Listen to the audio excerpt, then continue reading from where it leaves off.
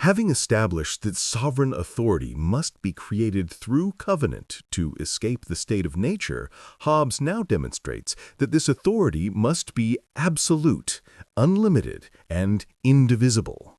This is where his argument becomes most controversial, and where many readers, both contemporary and modern, recoil.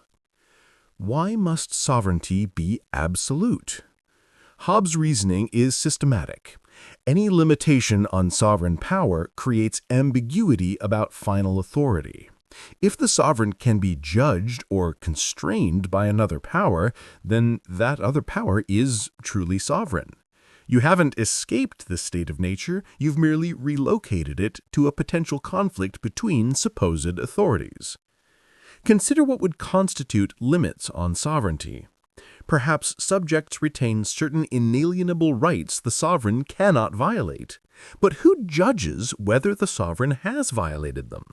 If subjects judge individually, you have as many judges as subjects, a situation indistinguishable from the state of nature. If some other institution judges, a Supreme Court, a parliament separate from the executive, then that institution possesses ultimate authority and is the real sovereign. Or perhaps sovereignty should be divided among multiple institutions, executive, legislative, judicial, with each checking the others. Hobbes would respond, when these institutions conflict, who decides?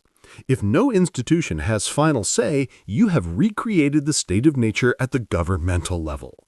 If one institution does have final say, then it alone is truly sovereign and the division is illusory. The sovereign must therefore possess comprehensive powers. Legislative power, the authority to make law, which means to declare what is just and unjust, lawful and unlawful. Executive power, the authority to enforce law, punish violations, and defend a commonwealth against external and internal threats. Judicial power, the authority to adjudicate disputes and determine what the law requires in particular cases. Moreover, the sovereign must control what doctrines are taught and what speech is permitted, because disagreement over fundamentals leads to faction, faction to conflict, and conflict to civil war. England's civil war had been intensely ideological, driven by disputes over religious doctrine, constitutional principles, and the proper relationship between temporal and spiritual authority. Hobbes concludes that the sovereign must determine orthodox belief and prohibit dangerous doctrines. The sovereign must also have exclusive authority to make war and peace, because divided war-making power creates the possibility of civil conflict. The sovereign must control property rights, because property is conventional. What counts as mine and thine exists only through law, and law exists only through the sovereign. Perhaps most provocatively, Hobbes argues that the sovereign cannot commit injustice against subjects. His reasoning, justice exists only where there is law, and law exists only where there's a sovereign to create it. The sovereign isn't bound by the laws they create, because being bound would require a superior authority to enforce that binding. The sovereign defines what justice means within the commonwealth, so by definition cannot violate it. But, and Hobbes is careful about this doesn't mean the sovereign can do no wrong. The sovereign can sin against God. The sovereign can make foolish decisions harmful to the commonwealth. The sovereign can act cruelly or irrationally.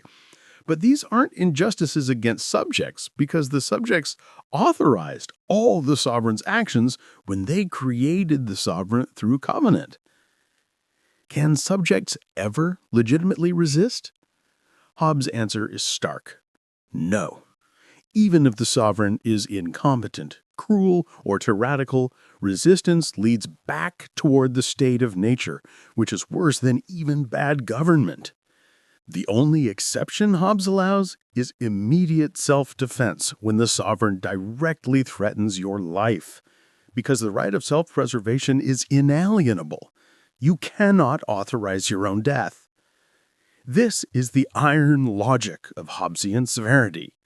The price of escaping the state of nature is submission to absolute, unlimited authority. Many readers find this price unconscionable, but Hobbes would ask, compared to what alternative? Compared to the state of nature, where life is solitary, poor, nasty, brutish, and short. Compared to civil war, where neighbors slaughter each other over disputes about authority. The question isn't whether absolute sovereignty is ideal, but whether any alternative can reliably prevent collapse into chaos.